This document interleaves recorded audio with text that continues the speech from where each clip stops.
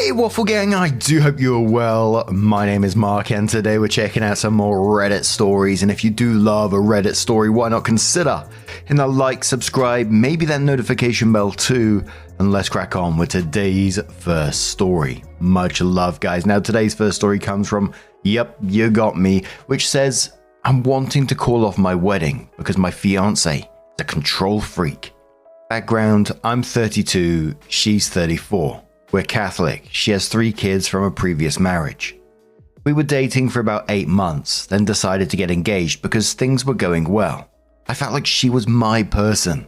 She felt the same. I did great with the kids. We were both only getting older. We're supposed to get married in December, but I don't want to anymore. I moved in about a month ago to save money in the name of trying to pay off as much debt before the wedding so we can buy a house soon after. This is when everything changed. I feel for the worse. She instantly wanted a joint bank account. I didn't want to because I felt it had turned into a control situation, and it has. When I told her I didn't want to, she said, well, maybe we shouldn't get married. She controls every bit of the money and everything else down to what I eat. I have to ask to spend $4 on medicine when I'm fighting a sinus infection. We aren't hurting for money. I make $75,000 after taxes. Backstory on my health. I have had ulcerative colitis since I was 20. Had my colon removed when I was 25. I literally had to eat more than I used to because I don't absorb everything like a normal person. She gets mad at how much I eat. I have to sneak food at work. I've tried to explain it to her and so has her mum, but she doesn't get it still. She tells me I have to work at least 70 hours a week, Monday to Friday, what I can on Saturday when we don't have kids, so we have extra. I don't spend money on anything. I use my personal money so I have the amount of food I need. This was a fight to get what food I do have for work. Proper nutrition and rest, which if I want to sleep in, I get fussed, are super important due to my health. I mistakenly take something that was for the kids. I get in big trouble. Even if it just cost $1, or even if I don't take some leftovers to work that I try to leave for others so I'm not greedy. I get blamed for wasting food, even though she didn't tell me to take it and has yelled at me for taking too much. So damned if I do, damned if I don't, right? She shows little to no affection. I work 12 hours on my short days, around 15 on my long days. I have 1 or 2 short days a week. I'd like to feel wanted and desired when I come home, but I feel nothing.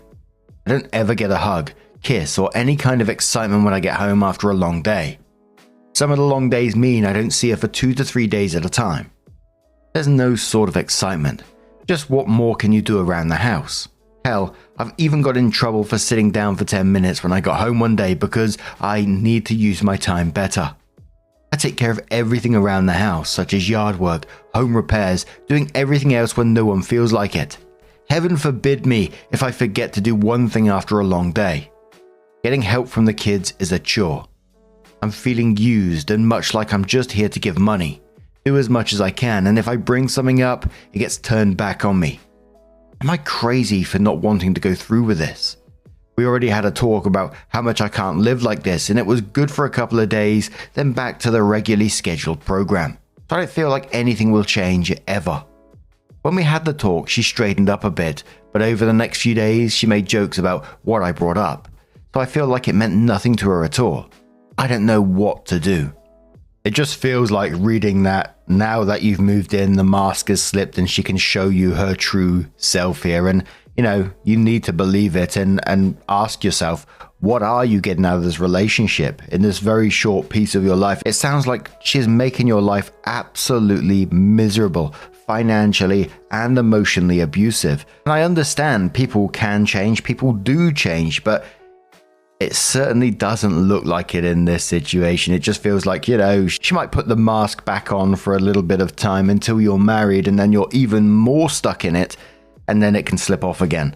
One thing I always like to do in sort of lots of these situations that we read is taking it from different perspectives. So like if I was directly in front of the OP and they was asking me this, I would say, what would you say to a friend who was in your situation? It'd be horrific to see a friend going through that. But Love Kitten says, keep your dignity, move out ASAP and call this off. You're not a 4th child for her to manage.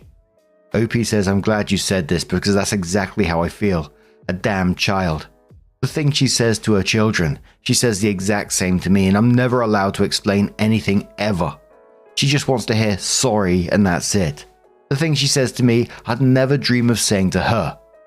Love Kiss in reply saying, it's clear she doesn't respect you but wants what you can provide for her. But she's not willing to give you a scrap of affection in return or even treat you like an equal partner. I'm sure it's disappointing, but better to learn this now rather than after getting married. The elusive holograph says, come on man, you don't need Reddit to tell you the answer here. You know what to do. OP says, I know. I guess I just needed validation because every time I talk to her, it's made to feel like this is how it's supposed to be when there's kids and we need to budget and there's little to no affection because she gives it all to the kids and we're past the honeymoon stage. Elusive reply saying, it's not how it's supposed to be. She sucks and you'll be sentencing yourself to a lifetime of misery. Quietly get your exit plan in place and just get out. You'll find your forever person eventually, and then you'll look back at this and feel so relieved you got out when you did. OP comes back in a week later and says we had an additional talk and some of you all stated that she will say what I want to hear and then it goes back to the same old crap and you were 100% right.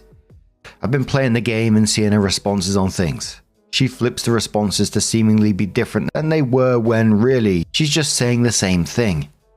For example, I explained that I was still hungry after dinner and she said word for word, I think you should just focus on not being hungry, then you won't want to eat.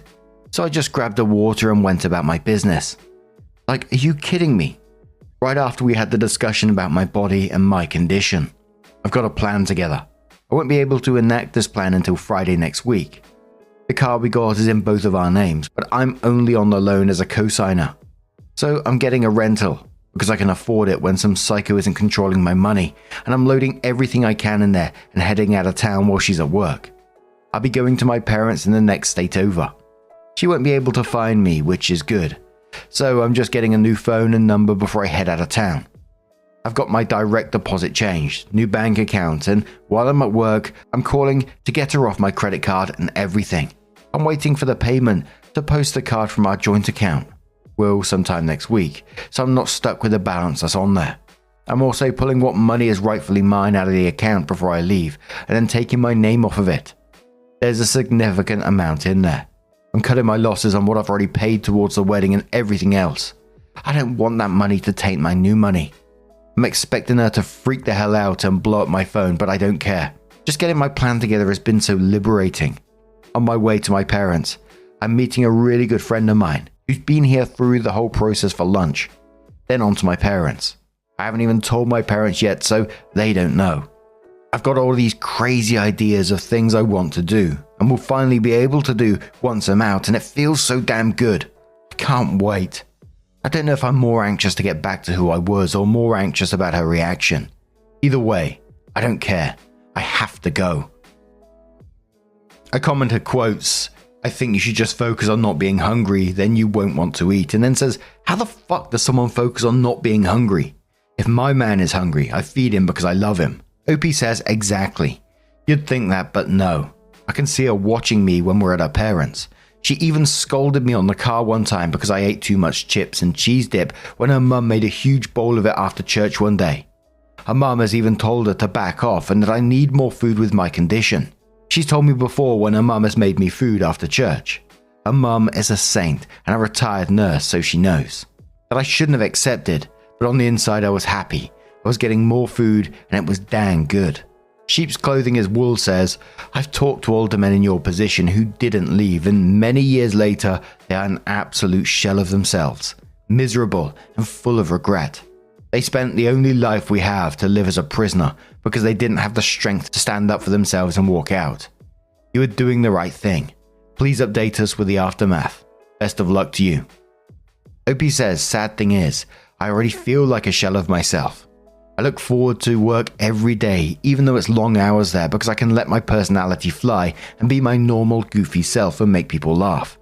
If I do it at home, I get told to stop because I act like a kid too much. I'm a big goofy kid at heart and love making the kids laugh, and they enjoy it too. But she's not a fan. Reading and typing this post is liberating in itself. I can't wait to get back to who I really am. and there was some confusion